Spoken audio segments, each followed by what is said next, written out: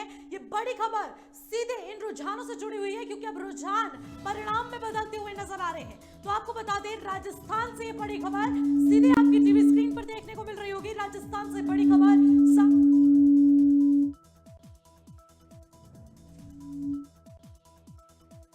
आए हुए हैं। बता दें कि ओसिया से कांग्रेस की दिव्या मदेरना आगे नजर आ रही हैं, और बता दें कि सूरजगढ़ से कांग्रेस के श्रवण 1726 वोटों से बढ़त बनाए हुए हैं। ये बड़ी जानकारी सीधे हम आपको दिखा रहे हैं जो राजस्थान से है। राजस्थान में समीकरण पूरी तरीके से बदल चुका है। बीजेपी लगातार अपना परचम लहराने वाली है, और इसी के साथ रुझानों का जो भी आंकड़ा सामने आया है वो परिणाम में अगर बदल जाता है तो वो बहुत ही बड़ी खुशखबरी होने वाली है। लेकिन आपको बता दें कि जगह जगह पर अब भारतीय जनता पार्टी अपने किले फतेह करने से पीछे नहीं हट रही है, क्योंकि कुछ ही आंकड़ों का फासला रह जाएगा कि किस तरीके से रुझान परिणाम में परिवर्तित हो जाएंगे, और राजस्थान से ये जो बड़ी खबर आ रही है वो परिणाम के रूप में बदल जाएगी, और उसके बाद ये परिणाम अब एक खुशी की लहर लेकर सामने आएगा। तो जिस तरीके से पल पल की अपडेट हम आप तक दे रहे हैं कि किस तरीके से राजस्थान में क्या कुछ माहौल बना हुआ है, छत्तीसगढ़ में क्या कुछ माहौल बना हुआ है, इसके अलावा मध्य प्रदेश में तो खुशी की लहर देखने को मिल रही है।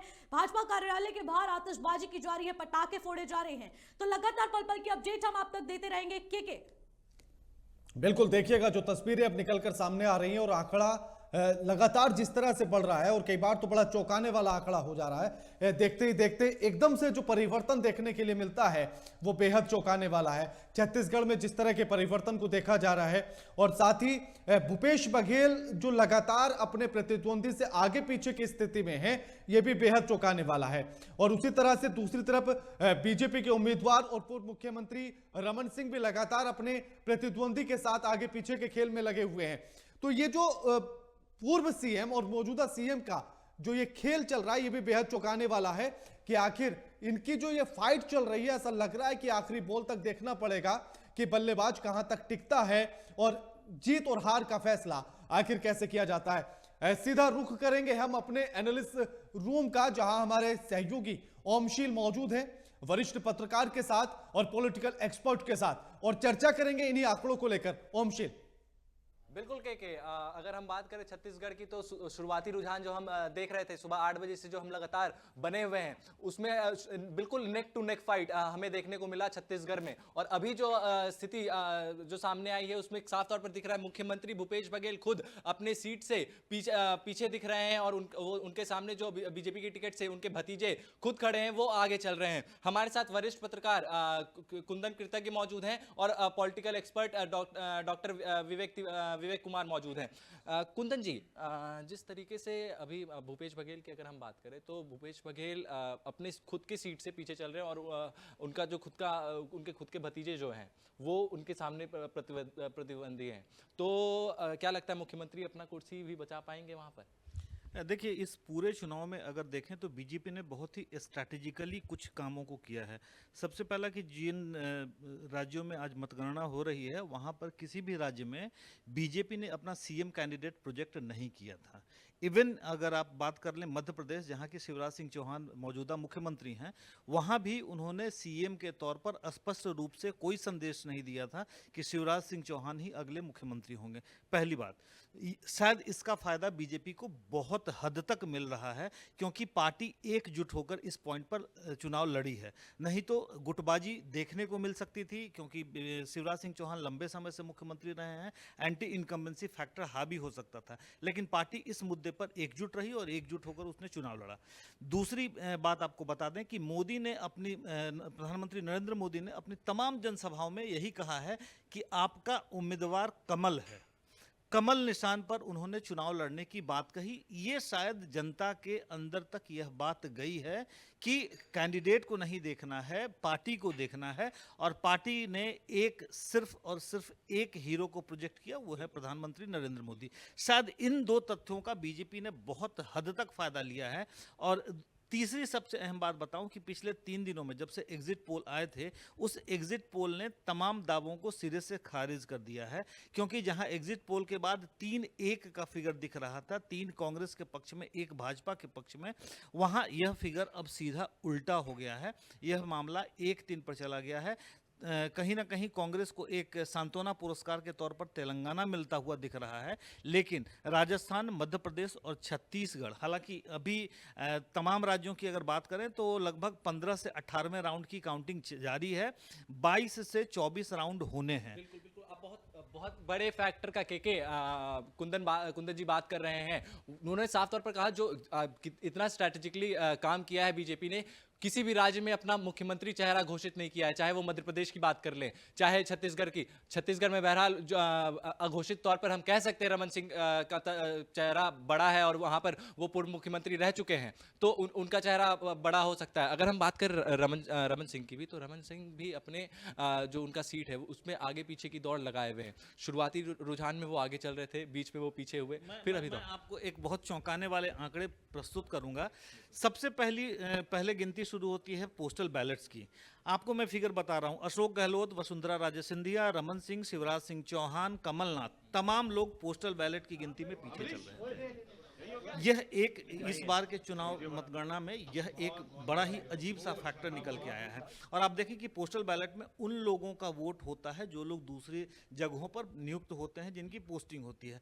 तो कहीं ना कहीं तमाम जितने बड़े चेहरे हैं, इन तमाम बड़े चेहरों को पोस्टल बैलेट में निगेटिव सीट मिला है। अब रह गई बात कि रमन सिंह आगे पीछे चल रहे हैं, वही स्थिति कहीं ना कहीं भूपेश बघेल की भी रही है। वही स्थिति अभी देखिए, कमलनाथ मुझे जहां तक याद आ रहा है 13वें राउंड की गिनती के बाद महज 15,000 वोटों से आगे चल रहे हैं। और किसी भी विधानसभा की मतगणना में अगर जहां 22 और 24 राउंड की मतगणना होनी है, वहां अगर आप महज 15,000 वोटों की लीड लेकर चल रहे हैं मिड काउंटिंग में, यह कोई बहुत बड़ी लीड नहीं है। आपका कोई एक इलाका सर्टेन किसी प्रतिद्वंदी प्रत्याशी के फेवर का खुलता है तो वो लीड वहां पर मेकअप हो सकती है।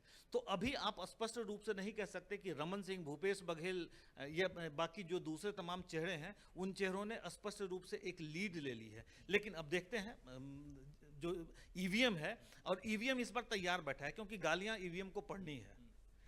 अगर यह फैसला किसी पार्टी विशेष के पक्ष में जा रहा होता तो ईवीएम महाराज भी सुबह से तैयार बैठे हैं कि जितनी गालियां होंगी शाम तक उनको होगी, और वो अपना पाचन मजबूत करके बैठे हुए हैं। बिल्कुल। तो छत्तीसगढ़ में तमाम एएमवी नेटवर्क ने भी सर्वे किया और तमाम बड़े चैनलों ने भी सर्वे किया और काफी सारे आंकड़े आए। बिल्कुल ओम, लौटूंगा आपके पास, लेकिन इसी बीच एक और बड़ी खबर आ रही है, सीधा रुख करेंगे ब्रेकिंग रूम का, जहां हमारे साथ हमारी सहयोगी निशी भाटिया है। निशी, बिल्कुल, ये इस वक्त की बड़ी खबर सीधे हैदराबाद से सामने आ रही है, जहां पर हैदराबाद में लगातार चुनावी समीकरण बदलने की बात तो लगातार की जा रही थी, लेकिन हैदराबाद से ये बड़ी खबर सामने आ रही है जहां पर कांग्रेस के पंजे ने अब रोक दिए एक हाथ। बता दें कि चुनावी रुझानों में हैट्रिक बनाने से चुके हैं सीएम केसीआर। तो इस वक्त की बड़ी खबर हम आपको दिखा रहे हैं, लोकसभा सांसद उत्तम कुमार रेड्डी का बड़ा बयान सामने आया है। तेलंगाना में कांग्रेस से सरकार बनेगी, उत्तम कुमार रेड्डी ने ये बड़ा बयान दे दिया है। हमें 70 की आसपास सीट मिलेगी। उत्तम कुमार रेड्डी लगातार इस बयान को सीना ठोक कर कह रहे हैं और लगातार उन्होंने कहा था कि हम पूरी बहुमत के साथ सरकार बनाएंगे। और इसी बीच कांग्रेस के पंजे से अब किस तरीके से ये सरकार बनती नजर आ रही है, हम देख सकते हैं कि चुनावी रुझानों में हैट्रिक बनाने से चूक चुके हैं सीएम केसीआर। तो आपको बता दें कि अब कांग्रेस लगातार कर्नाटक के बाद अब तेलंगाना में दूसरी बार अब पूर्ण बहुमत के साथ सरकार बनाने वाली है। दक्षिणी राज्यों में अब तेलंगाना में कांग्रेस की अगर सरकार बनती है तो ये दूसरी ऐसी कांग्रेस की सरकार होगी जो दक्षिण राज्य में बनी रहेगी। तो आपको बता दें, इसके अलावा हैदराबाद से जो बड़ी खबर सामने आ रही थी वो कुछ यूं है, जहां मुझे तो स्पष्ट रूप से ट्रेंड क्लियर है कि तेलंगाना में कांग्रेस की सरकार बनेगी और हम 70 के आसपास 70 एज पर जो टीवी में मैं देख रहा हूं 70 सीट्स आएंगे, कांग्रेस का गवर्नमेंट बनेगा। सबसे बड़ी रीजन यह है कि गांधी फैमिली का तेलंगाना में लोग बहुत प्यार करते हैं उनसे। There is a special place for the Gandhi family in the hearts of Telangana people. We made a mistake in 2014 and 18 elections. This time we corrected ourselves and we are on the road to victory. Second is the incompetence, the arrogance and the corruption of the BRS government on one side, and our collective effort on the the second side. It's led us to this victory.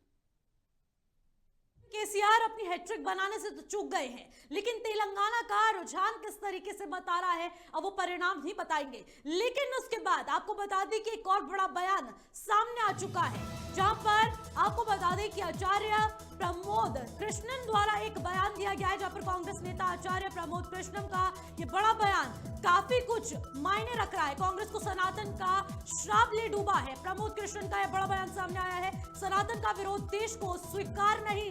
Krishnan ने यह बड़ा बयान दे दिया है और ये बड़ा बयान कई मायनों के लिए अब सामने आता नजर आ रहा है। कांग्रेस नेता आचार्य प्रमोद कृष्णन का ये बड़ा बयान सीधे आपकी टीवी स्क्रीन पर हम आपको दिखा रहे हैं। लगातार ऐसे बयानबाजी का दौर शुरू हो चुका है, जिस तरीके से अब रुझान आने शुरू हो चुके हैं, रुझान परिणाम में बदलने वाले हैं। लेकिन उससे पहले अब जिस तरीके से अब विचारों के आदान प्रदान चल रहे हैं, बयानबाजी का दौर शुरू हो चुका है, उसी बीच प्रमोद कृष्णन एक बयान देते हैं। उसके मुताबिक उन्होंने कहा है कि कांग्रेस को श्राप ले डूबा है, कांग्रेस को सनातन का श्राप ले डूबा है। ये बड़ा बयान प्रमोद कृष्णन द्वारा दिया गया है। सनातन का विरोध देश को स्वीकार नहीं है, इसको लेकर प्रमोद कृष्णन ने यह बड़ा बयान देते हुए एक और जिसे कहेंगे पहल कर दी है और ये जंग छिड़ चुकी है, क्योंकि लगातार कांग्रेस सीना ठोककर ये दावा कर रही थी। तो चलिए अब सीधे के का रुख करते हैं।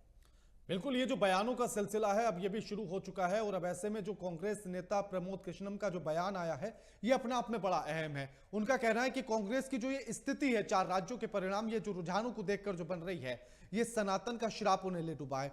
जो मेहमान है उनका रुख करेंगे और उनसे चर्चा करेंगे। डॉक्टर अजय तिवारी हमारे साथ जुड़े हुए हैं। अजय जी, ये जो कांग्रेस की तरफ से बयान आया, ये पहलू हम कहीं ना कहीं छोड़ भी रहे थे, लेकिन प्रमोद कृष्णन के बयान के बाद ये उठ गया है मुद्दा। तो क्या यही माना जाए कि कांग्रेस के तरफ से जो सनातन के विरोध को लेकर जो आवाजें उठी या जो आरोप लगे, उन्हीं का असर है 3 राज्यों पर?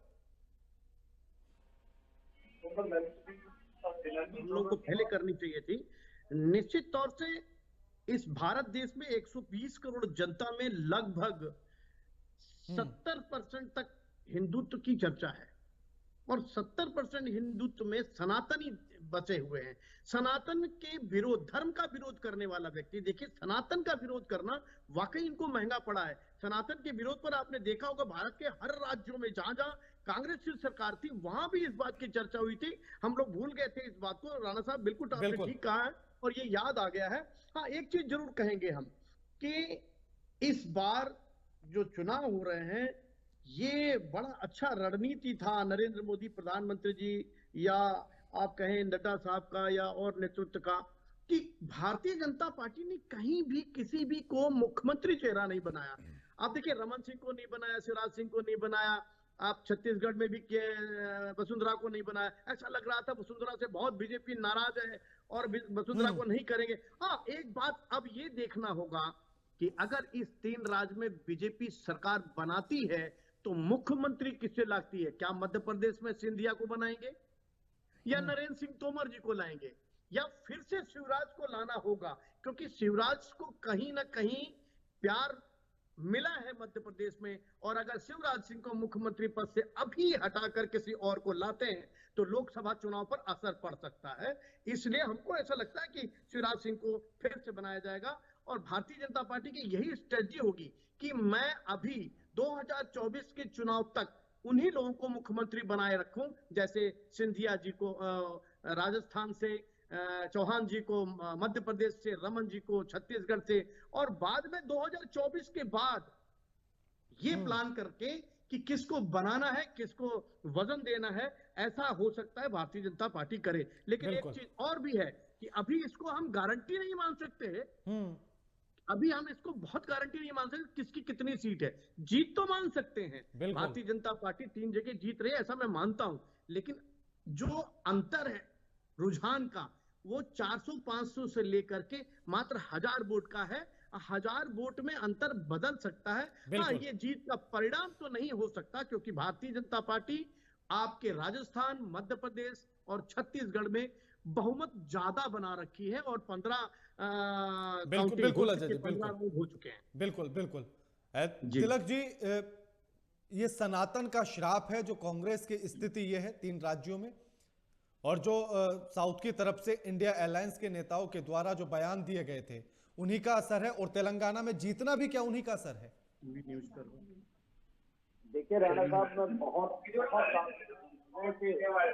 धन्यवाद देता हूँ कि ये जो पहलू था, ये बाकी मीडिया भी जो है शायद इससे छूट रहा था, आपने इस पहलू को छुआ, मुझे अत्यंत खुशी है। मैं बिल्कुल इस बारे में बिल्कुल बात करना चाहता हूँ। देखिए, राहुल गांधी क्या पुराने बयानों को उठा के देख लीजिए, हिंदुत्व को समाप्त करना होगा। जो इंडी गठबंधन है, इनके नेताओं ने यहाँ तक कहा कि सनातन डेंगू है, मलेरिया और पता नहीं जाने क्या क्या, और इसका हमें समूल विनाश करना होगा। ऐसी ही सनातन विरोधी जो गोष्ठियां ये लोग करते थे, उसमें बाकायदे पीछे बैनर लगा होता था कि सनातन को समूल नाश करने का ये एक यहाँ पे गोष्ठी होने जा रही है।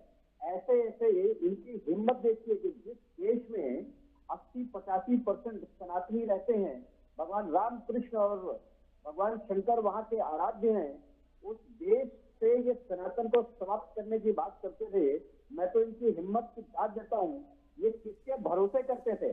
आप इनका भरोसा दीजिए। AIMIM के जो चीफ हैं असदुद्दीन ओवैसी, ये पूरे देश के जितने मुसलमान हैं उनके रहनुमा बनने की कोशिश कर रहे थे, और ये 3 सीटों में ये चुनते हुए तेलंगाना में। आप इनके हालात देखिए कि इनको मुसलमान वोट देने के लिए तैयार नहीं है, लेकिन कांग्रेस और बाकी जो विपक्षी दल है ये मुसलमान का वोट लेने के लिए पूरे दिन सनातन को गाली देते थे। सबके मुसलमान को वोट देने के लिए तैयार नहीं है। मैं यहाँ किसी तरह के संप्रदायवाद की बात नहीं कर रहा हूँ। एक्चुअली में ये लोग संप्रदायवाद, बिल्कुल तिलक जी, बिल्कुल तिलक जी, लौटूंगा मैं तिलक जी लौटूंगा मैं। अब आपको सीधे लेकर चलते अपने पॉलिटिकल रूम, जहां मेरी सहयोगी मुदिता हैं और उनके साथ बीजेपी और कांग्रेस के नेता भी उनके साथ मौजूद हैं। मुदिता जी, ये मध्य प्रदेश, तेलंगाना, छत्तीसगढ़ और राजस्थान में जो मतगणना जो हो गई थी उसकी वोटिंग अभी काउंटिंग अभी चल रही है। फैसला अभी कुछ घंटों में हो जाएगा। किसके सिर सजेगा ताज, किसकी होगी हार, बस कुछ घंटे की और बात है। अब मैं बात करूंगी, हमारे साथ हैं कांग्रेस नेता स्वामीनाथ जी। ये ऐसा तो नहीं कि शाम होते होते ईवीएम पर आप ब्लेम लगाना शुरू करें कि उनकी गड़बड़ी की वजह से ना उलट फेर हो गए? देखिए, ईवीएम की बात तो नहीं है। आप देखे होंगे चुनाव आयोग तक हम लोग पहुँचे थे, जो बैलेट पेपर पर कम मध्य प्रदेश में कई जिलों में अभी जब तक चुनाव नहीं हुआ तो उससे पहले बैलेट पेपर खोल के अपना शुरू कर दिए थे। तो यानी उस पर किसी को सूचित भी नहीं किया गया। उस पर हमारे चुनाव आयोग के यहाँ कंप्लेन करने भी कांग्रेस के वरिष्ठ नेताओं ने गए। उसके बाद भी चुनाव आयोग भी कोई एक्शन नहीं लिए। लेकिन अब रही बात जनता के विश्वास पे, अगर हमको जनता, हम अपने मुद्दों के साथ चुनाव लड़े थे, मुद्दा पर जनता अगर जिसको सराहा है, जनता जनतंत्र का मालिक होता है, लोकतंत्र में वही जीतता है जो जनता के प्रेम और भाव को स्पष्ट करता है। हम जहाँ तक है कि तेलंगाना में जिस तरह से साउथ में हमारा खिला काबिज हो गया, जिस तरह से भारत जोड़ो यात्रा के तहत राहुल गांधी जी निरंतर तेलंगाना में रहे, आज तेलंगाना में एक मजबूत, जिस तरह से तेलंगाना को बनाने के, राज्य बनाने के अभी काम कांग्रेस ने ही किया था। उसके बाद बीआरएस, जो पहले टीआरएस थे, तो उन्होंने कहा था कि कांग्रेस में सम्मिलित हो जाएंगे, लेकिन उन्होंने धोखा दिया। आज जनता ने उन्हें वहाँ से निकाल फेंकने का काम किया। और मध्य प्रदेश में जिस तरह से जनाधार लग रहा था कांग्रेस का, बहुत आगे बढ़ते जा रहा था, लेकिन 3 महीने पहले जो योजना आई, लाडली बहना योजना, जो शिवराज चौहान को, वहाँ उनको लगा कि उससे बेनिफिट महिलाओं के अंदर विश्वास जताए और महिला उनको वोट की है, इसलिए वहाँ बढ़त बराबर बना हुआ है। और राजस्थान में आपसी विवाद की वजह से भी हम बहुत कुछ खोए हैं। कभी अपने एक दूसरे पर कटाक्ष करते रहे हमारे नेता, चाहे सचिन पायलट जी हो। इसका फायदा तो बीजेपी को ही मिला ना? मिला, उसका फायदा मिल रहा है, क्योंकि आपसी लड़ाई का फायदा तीसरा उठाता है। और छत्तीसगढ़ और में हम सरकार बनाएंगे। हाँ, पहले जैसा नहीं आएगा, जो सीट है 50 के अंदर रहेगा। और आने वाले समय में छत्तीसगढ़ में कई सीटों पे अभी हमारे मंत्री पीछे चल रहे हैं, उनका अभी जो गढ़ है अभी खुला नहीं है, वहाँ खुलेगा तो हम सरकार बनाने में काबिज होंगे। क्योंकि जनता के विश्वास, हम किसान के मुद्दों और आदिवासी और SC ST के जो मुद्दा था उसमें पूरा काम किए। गोधन न्याय योजना, गोबर खरीदने से लेकर गरवा गुरवा नरवा बाड़ी और धान खरीदी जो 2580 रुपये क्विंटल निरंतर लेकिन फिर भी इन मुद्दों का भी कोई असर तो नहीं दिखा ना तीनों राज्यों में। देखिए, इन मुद्दों का असर नहीं दिखा। जैसे कर्नाटका में असर दिखा, हिमाचल में दिखा, पुराना पेंशन से लेकर जो भी मुद्दे लेकर हम लोग पिछले मुद्दों की बात ना करें, मैं आज की बात। इसमें भी मुद्दे लेकर आए थे, हम पुराना पेंशन का लागू करेंगे, तो लोग इसको नहीं, यानी हम लोग अपना प्रचार तंत्र कहीं ना कहीं हमारा कमज़ोर रहा, जिसको भुजाने में भारतीय जनता पार्टी आगे निकल गया और जिसका खामियाजा। और आपसी जो टिकट बंटवारे में भी कई ठो दिक्कतें हुई, जो मध्य प्रदेश में कई सीट बदला गया देकर चुनाव, फिर दूसरे को हम दिए तो उसका भी खामियाजा। और कई लोगों को हम कंट्रोल नहीं कर पाए, जो हमारा जैसे अमित जोगी, अपना अजीत जोगी की पार्टी जो लड़ा 80 सीटों पे वहाँ पे, तो कहीं ना कहीं वो कांग्रेस के जो संतुष्ट थे वो भी चुनाव जाकर लड़े हैं, तो उससे सीट कम होने की संभावना है छत्तीसगढ़ में। तो इससे 2024 के लिए कुछ सबक सीखेंगे राहुल गांधी? नहीं, 2024 के लिए मंथन करेंगे। हमारे महागठबंधन का कॉल भी किया गया, 6 दिसंबर को बैठक होने जा रहा है इंडिया गठबंधन का, और हमारे खड़गे जी ने कॉल कर दिया सारे संगठन, कुछ ना कुछ ये बैठ के बात होगी। अभी तो नतीजा बाकी है, शाम तक क्लियर 3 बजे 4 बजे तक पूरा तस्वीर आ जाएगा।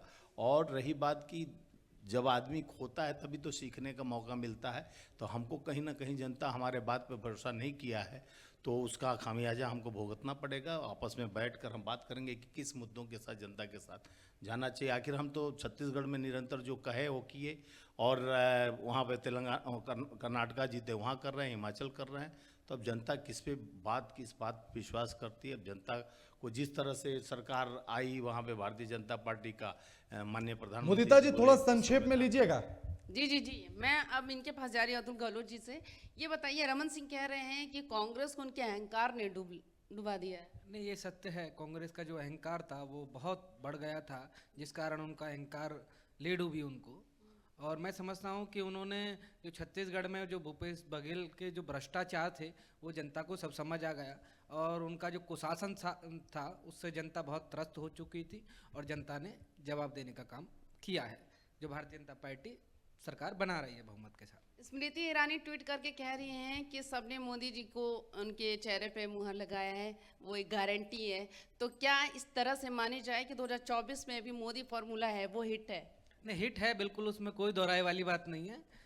मोदी जो फॉर्मूला है वो पूरी तरह से हिट है। मैं आपको विश्वास दिलाना चाहता हूँ 2024 में भारतीय जनता पार्टी की लोकसभा में प्रचंड बहुमत की सरकार देश में बनेगी, जिसका ये कारण है कि देखो, जो पार्टी के जो विरोधी थे, जो विपक्षी पार्टी के नेताओं ने एक इंडिया गठबंधन बना दिया, मोदी जी के खिलाफ आ गए सब लोग। भारत की जनता जानती है कि उनको कौन विकास कर सकता है, कौन उनका हितकारी व्यक्ति हो सकता है, तो जनता ने जवाब दिया है, और इसी का कारण है मोदी जी का मैजिक पूरे देश में चल रहा है।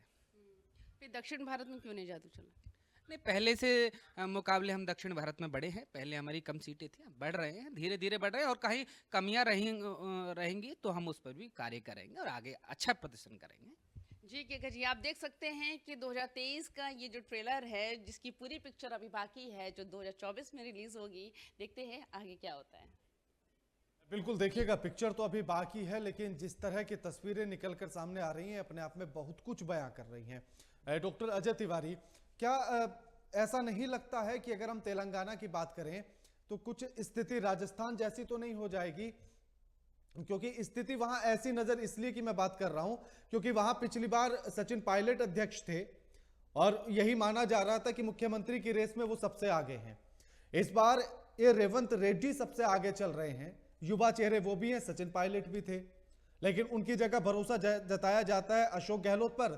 तो कहीं ऐसा ना हो कि इस बार एम भट्टी पर, उत्तम कुमार रेड्डी पर या कोमैटी रेड्डी पर भरोसा जता लिया जाए?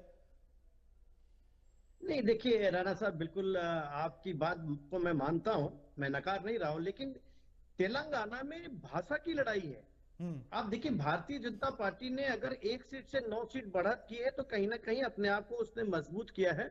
और तेलंगाना में आप देखिए, कर्नाटका के जितने भी लीडर्स थे, कांग्रेस के चुनाव के लिए भाजपा की तर्ज के हिसाब से जितनी मेहनत कांग्रेस ने तेलंगाना में की है, वो मेहनत आपको कहीं और राज्यों में नजर नहीं आई होगी।